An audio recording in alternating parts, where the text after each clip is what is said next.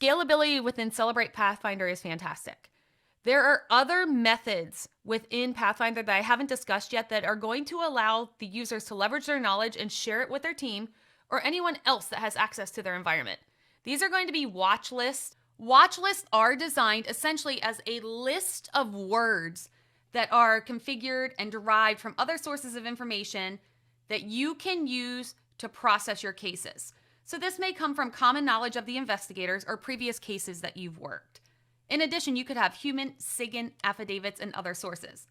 Once a list is combined and generated, the system will automatically scan for these words of interest and show these in the timeline or dashboard. So let's take a look.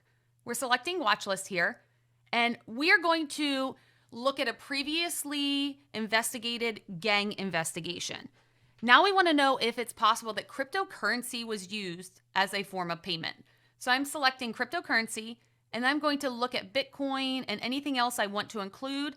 You can add additional words or whatever you need at this point. When we go into active cases, we can select the case that we want to search us on. Again, it will show in timeline and dashboard.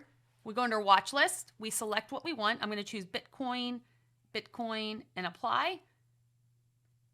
And as we look at our results, we're going to see image files, and we apply. Now this is what's really nice. What you're going to see when you look at this, we have images, you will have screenshots, anything that can even say Bitcoin in a screenshot. We OCR this data so it's searchable to Bitcoin. So here we can see that the clock is sometimes clicking faster than we can move.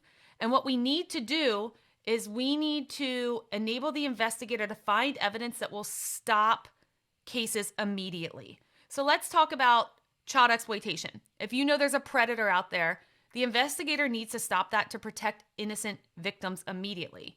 A hash database file, it's essentially going to be used to compare sets of images, videos, files in the extraction of databases against known files.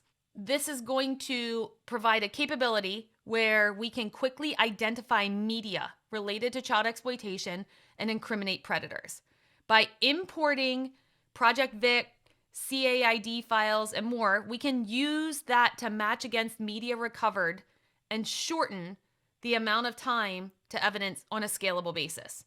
In addition, you can also upload any CSV files, text files that contain a list of known hashes, and match it against the extractions.